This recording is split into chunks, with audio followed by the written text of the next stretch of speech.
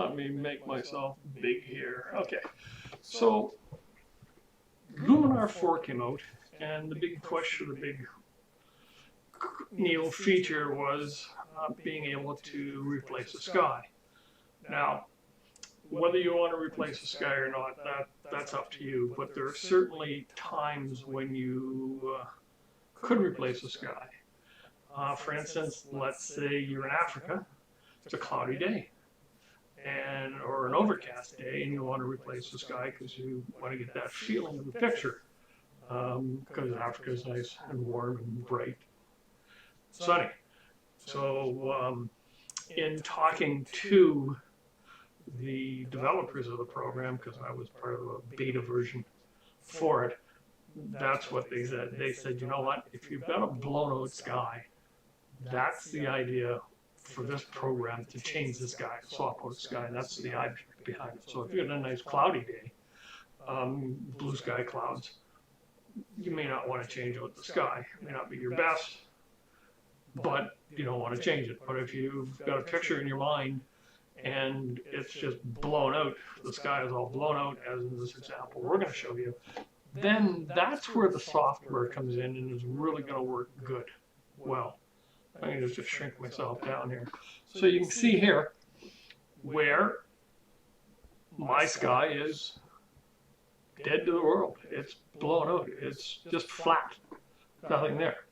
So if I go into, now, I like to change the sky first before I do any other changes. The reason being is that I want the changes that I'm going to do, the sharpening and the dynamism, the tonality, to affect everything.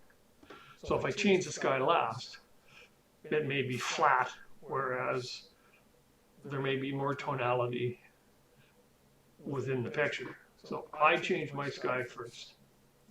And to change the sky, I've already got it open, AI sky replacement. Now, it comes with 20 skies here. So if you just pick one, it will automatically try to match the original to the sky, to give it that tone. But some things I'm seeing already is that a lot of times that I'm seeing repeats on these skies, because everybody wants a dynamic sky. Everybody wants something that's going to be increase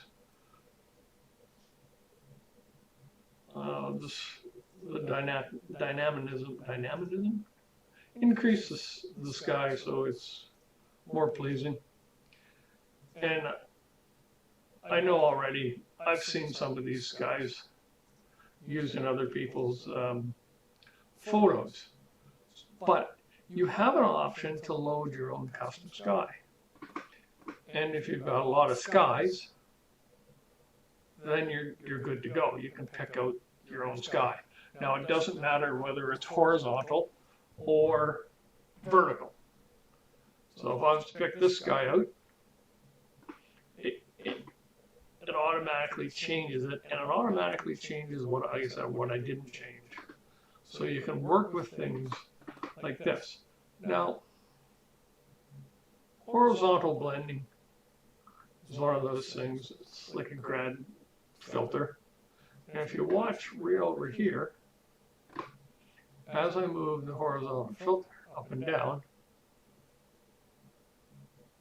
it's basically moving that up, changing the grad. Position is going to move the whole sky up and down. So I'm in this corner here so you guys can see.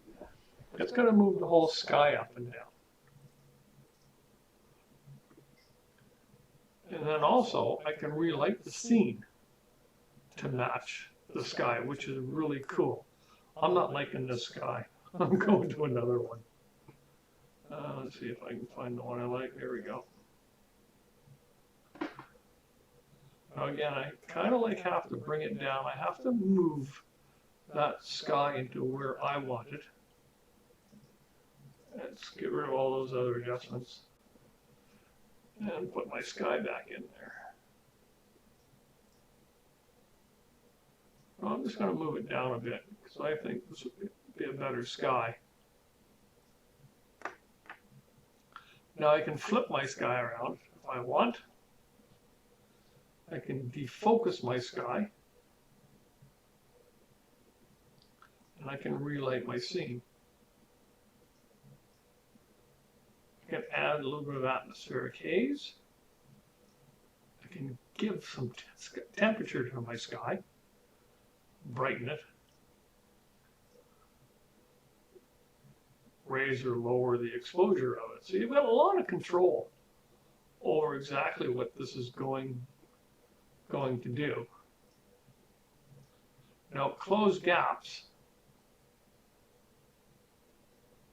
I'm going to open up the gaps here, see if I do that again.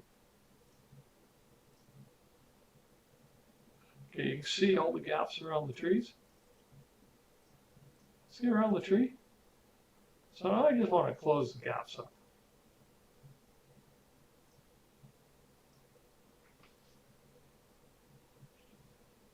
That's actually done a pretty good job. I'll just scoot around.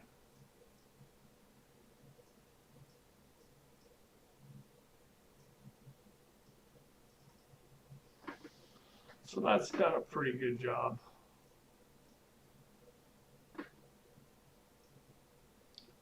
Kind of like the temp.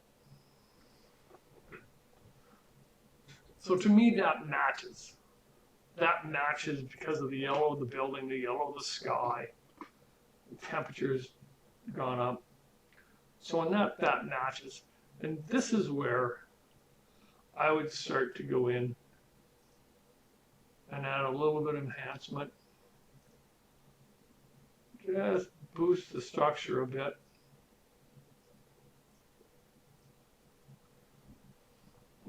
Because now it's affecting the picture, the whole thing.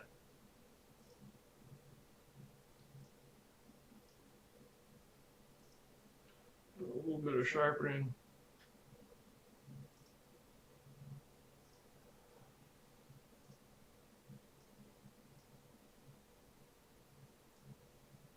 Warm up the bottom a bit.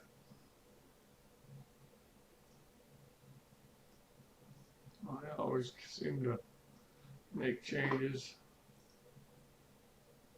And then I would probably crop it, unlock it, go to a 16:9.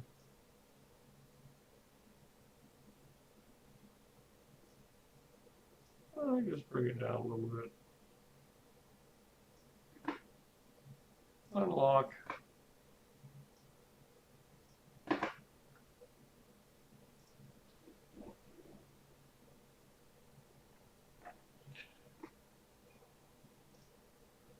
Oil layer.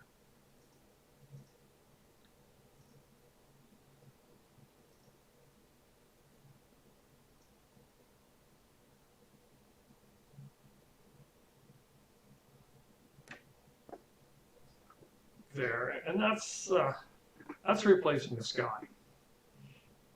So let's cancel out of that. No, don't want to save it. I'm going to go back into Lightroom, and I'm going to go back to, here's another one.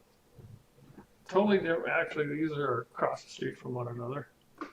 And again, same day, the sky is totally blown, nothing there. So let's export it to Luminar 4.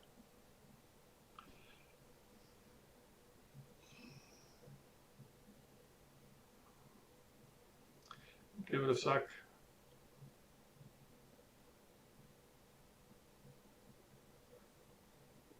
Excuse me. And for me, the first thing I want to do is I want to swap with that sky.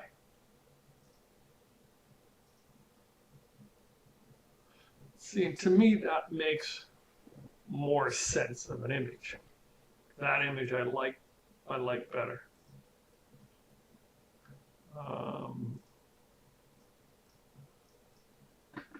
We just let it catch up. I like to zoom in and check for gaps. Really high, okay. An airplane in there, I'll get rid of that later. But I like to check the gaps. So to me,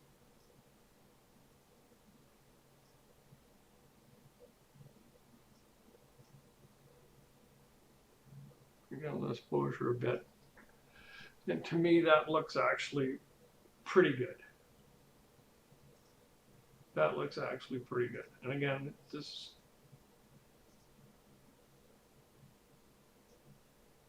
I enhance it a little bit. Put a boost, a little bit of structure.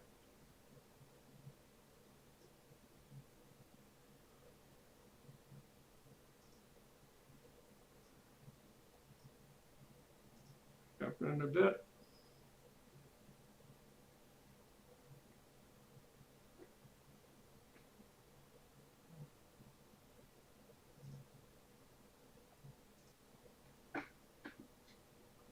Let's zip into this actual photo.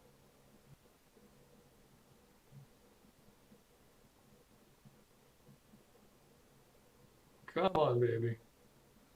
Come on.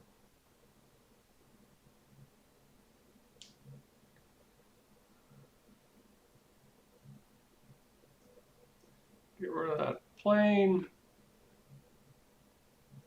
Hit the done.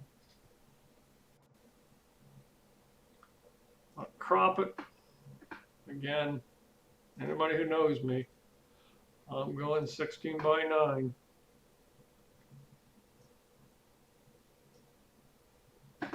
Unlock it. I might even go a little bit tighter. And I think what we could do is we could bring that in just over there, just there, just to have them. I can just pull this in a little bit more.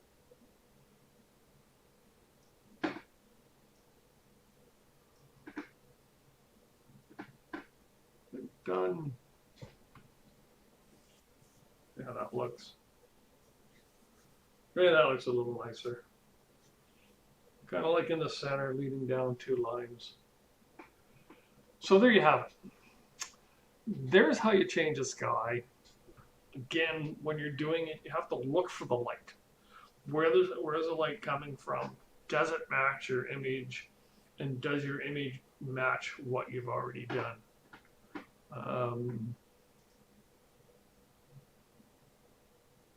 See, again, so many cool things in this program. I can bring down the top. Just give it a little bit of contrast. And make it work and still do dodge and burn, but that's not what we're all about. We're just going, there you go. Easy way to crop or swap out a sky. It used to be really difficult in Photoshop. This is pretty easy to use. Again, key points.